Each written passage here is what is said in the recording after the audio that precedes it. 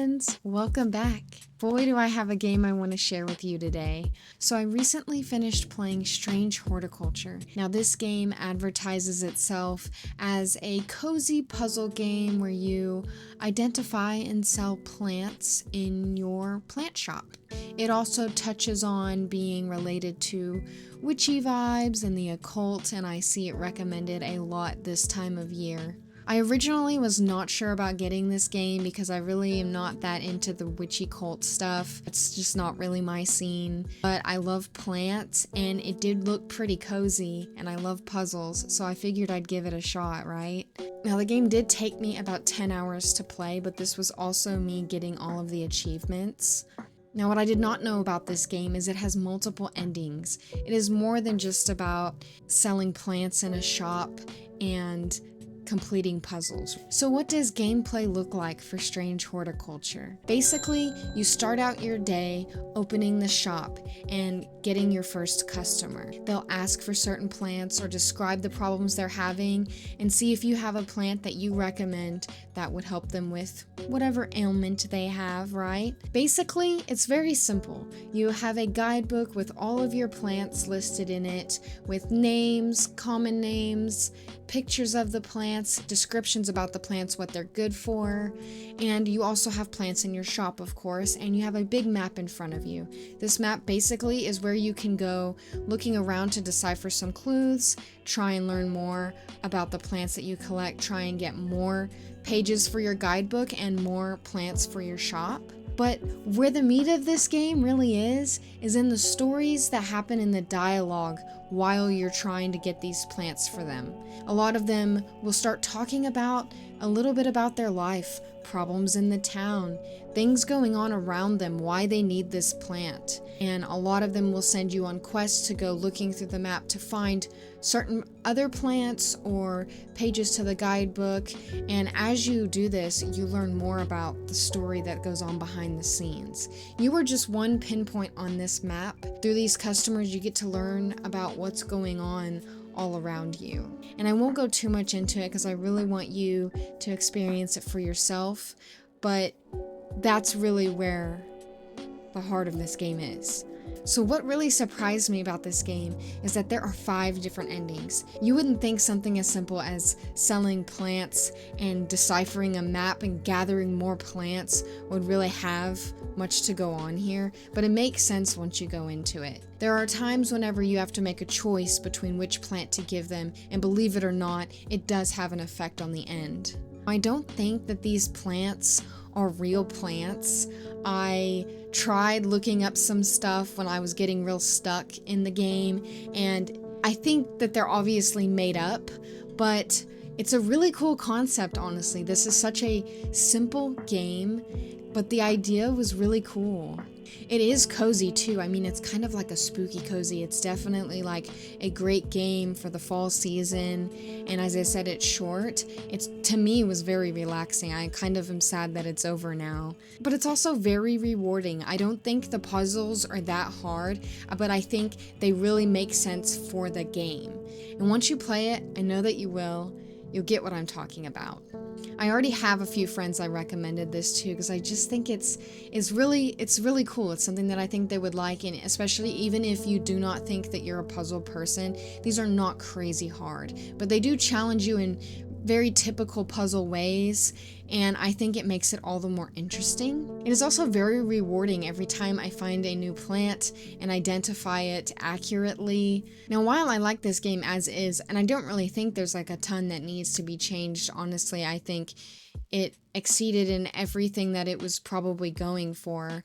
I do think it would have been fun to have a lot more variability in what types of plants you can give them, because in it, there is very much an answer, and if you give it to them, you're correct. If you don't, well, you have only so many strikes before you risk losing. You don't really lose, you just kind of have to restart the day over. I like that the game autosaves consistently every day in the game, multiple times a day, so that way if you missed something or want to change something, you can go back and do that. If you're a save scummer like me, this saves me a lot of time and energy from doing that.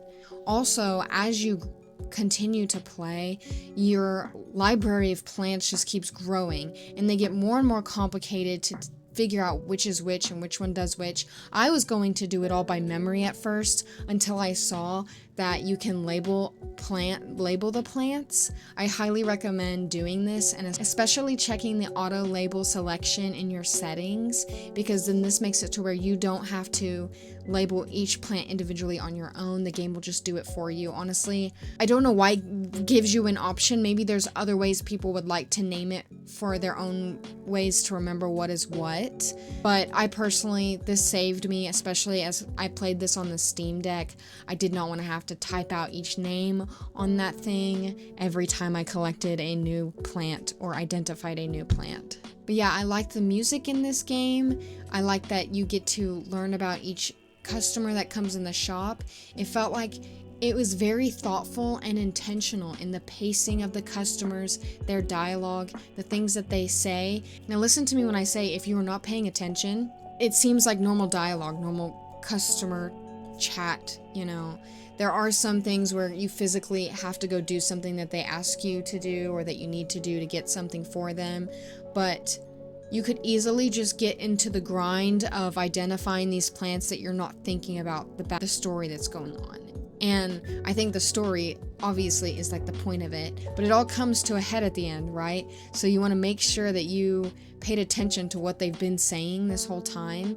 It gives you hints, it gives you bios so you can go back and review what you've learned about the characters along the way. Obviously, the plant identification book is as thorough as I think it can be while still giving some puzzle element to it. This game really holds your hand in a lot of ways, but it's like ways that make sense, you know? It's like gives you everything that you wish a lot of other games would have. Like, the game knows that the point of this is to understand what you're looking at and put the pieces together for yourself. And to do that effectively, you need all the tools. You don't need to waste time and energy just trying to solely memorize it when you could just have it all laid out in front of you and reference it anytime you need. And I think that's important. I think they did it well. I don't know how much trial and error they went through to get this game out the door like this, but I really liked it. Now, this game isn't like anything crazy amazing or enlightening or anything, but it was truly relaxing, perfect for my weekend, and I'm feeling good about it. Let's just say that I'm feeling good about it. The only other thing I would say is if you're looking for replayability, it doesn't have a ton of that unless you're trying to get the other endings. Even then, I think the different endings can easily be figured out through the last few saves. I don't think you have to completely redo the whole game to get a lot of that. You can just go back to the days where it matters or make the decisions at the very end. They really made it easy by letting you go back to the save that you need to be able to change the outcome without a lot of hassle. It just feels like they really thought it through. You can definitely tell that this game was made by somebody who has played a lot of games and has dealt with many of the minor frustrations that games put on a player. This game really focuses on the fun aspect and the purpose of the game and not trying to make it like super hard and difficult. It's definitely made to where a lot of people can play this no matter your skill level. Especially for puzzles, it's fairly vanilla, but I didn't mind. I didn't mind personally. For what this game was, 10 out of 10. 10 out of 10. And I know it's been out for a while. I guess I just recently got the chance to try it, but definitely will be leaving my review on Steam for this. It was really cool, and I might check out other games by this developer too. Alright guys, well that's really all I have to say. Short, sweet, and simple. There's not a ton to this short little game, but I definitely think it's worth checking out. I hope that soon I can make another video, a short little guide on how to identify some of the different plants in the game that look very similar. Mostly I just want another reason to talk about this cute little game. Is that so much to ask? So I appreciate you watching this video. If you're interested in more like this, let me know. If you have any suggestions for other games I might enjoy that is similar to this, drop them in the comments below. As always, I appreciate your feedback, and if you got to try this game, let me know what you think. But as always, thanks for watching, and I'll see you guys again soon.